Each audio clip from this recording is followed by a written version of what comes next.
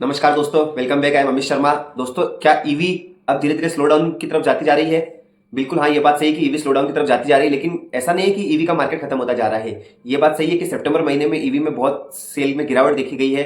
जो अभी रिसेंटली जो सितंबर महीना निकला है उसके अंदर अगर आप देखोगे तो कहीं ना कहीं 17% टाटा मोटर्स में सेल डाउन देखी गई। जो टाटा मोटर्स की ईवी एक्सॉन आती है, नेक्सॉन आती है, जो पंच आती है और टिगोर जो आती है, वो उसमें 17% का फेल डाउन देखा गया है। जो एमजी हेक्टर है उसके अंदर 32% का फेल डाउन देखा गया है। ठीक है मित्रों, और इसको लेकर के कहीं ना कहीं टाटा मोटर्स ने अपने रेटों में बहुत कमी की है। जो नेक्सॉन है उसमें 3 लाख तक के प्राइस कम किए हैं। जो उसकी जो पंच है उसमें 1,20,000 तक के उसमें रेट डाउन किए हैं। और जो टिगोर है उसमें कहीं ना कहीं 40,000 तक के रेटों में अंतर किया है। तो देखो, हो क्या रहा है, क्या कारण है कि लोग ईवी की तरफ थोड़ा सा, देखो ऐसा नहीं है कि ना ईवी बिल्कुल ही स्लो डाउन जाता जा रहा है, ऐसा नहीं है। इसके कुछ कारण है, मैं आपको पहले मुख्य कारण बताता हूँ। सबसे मेन तो हायर प्राइस, थोड़ा प्राइस का लेकर थोड़ा इश्यू है लोगों को। क्योंकि जब देखो अभी 21 के अंदर 2021 में बहुत भयंकर बूम आया था इलेक्ट्रिक व्हीकल्स में, और आज भी वो बूम है, ऐसी बात नहीं है कि कम पड़ गया है। लेकिन कहीं ना कहीं थोड़ा सा लोग सोच रहे हैं ले ना ले, एक रेट को लेकर के थोड़ा इश्यू है। देखो एक्चुअल में क्या है कि पहले गवर्नमेंट बहुत ज्यादा सब्सिडी देती थी और टैक्स बहुत ज्यादा था।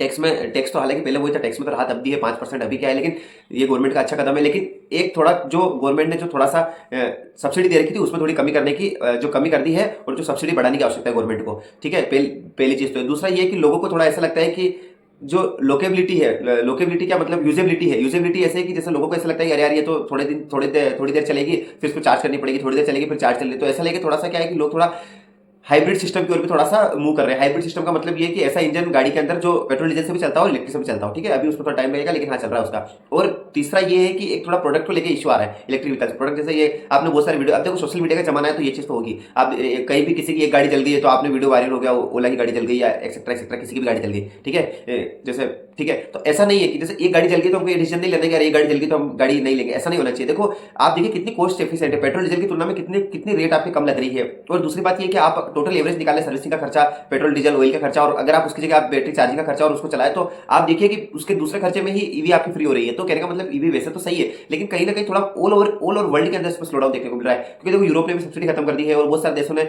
और चाइना क्या बहुत ज्यादा कंपटीशन दे रहा है इलेक्ट्रिक व्हीकल्स में। ठीक है, तो कहीं ना कहीं इंडिया के अंदर भी देखते हो सब्सिडी थोड़ा बढ़ानी होगी गवर्नमेंट को, और थोड़ा सा कहीं ना कहीं कि हमको भी कंपटीशन में उतरना होगा, थोड़ा रेट में थोड़ा सा देखना होगा प्राइस में कंपनियों को। ठीक है, बाकी ईवी का काम अच्छा है, ऐसा नहीं है। देखो मैं आपको बता दूं, सबसे पहले 2020 में जो टाटा मोटर्स है उसके शेयर लगभग लगभग आप मान के चलिए कि हार्डली 100 रुपए के आसपास थे। ठीक है, अब आप देखिए आज की तारीख में 800-900 रुपए है, 700 जो भी है, ऊपर से होते रहते हैं, 1000 तक भी क्रॉस कर गया। ये क्यों? ईवी जो गाड़ियां जो लॉन्च की थी 2020 में टाटा ने, तो उसमें इसका बहुत बड़ा योगदान रहा है। बाकी भी गाड़ियों का योगदान रहा है, पेट्रोल डीजल का भी, लेकिन इसका भी बहुत बड़ा योगदान रहा है। ठीक है मित्रों, अब दूसरा ऐसा ऐसा नहीं है कि ना ईवी मोटर्स के जो शेयर है वो काफी डाउन हो गए, नहीं ऐसा नहीं। ईवी मोटर्स का अच्छा चल रहा है। अगर आंकड़े के रूप में आप देखा जाए तो 2023 के अंदर 18% टोटल ईवी व्हीकल बिके हैं। बहुत बड़ा आंकड़ा होता है 18%, कम नहीं है 18%। ठीक है मित्रों, अब हमको इसको बढ़ाने की जरूरत। सारी जितनी भी कंपनियां हैं, जैसे मारुति सुजुकी है, तो मारुति सुजुकी अभी कोई इलेक्ट्रिकल गाड़ी नहीं आती, तो मारुति सुजुकी अभी थोड़ा देख रही है कि लॉन्च हुई है, फिर उसके बाद उसमें क्या क्या कमियां रही है, उसके बाद थोड़ा सा वापस क्या करना है। तो ये थोड़ा सा सोच विचार करके मारुति सुजुकी के लिए अभी 24-25 में हमारा लाने का फाइनेंशियल ईयर 24-25 में लाने का कोई प्लान नहीं है। फिर बाद में हम हमारी जो इलेक्ट्रिक व्हीकल है उसको हम लॉन्च करेंगे। महिंद्रा एंड महिंद्रा भी बोल रहे हैं कि 2025 में हम हमारी नई इलेक्ट्रिक व्हीकल लॉन्च करेंगे। अभी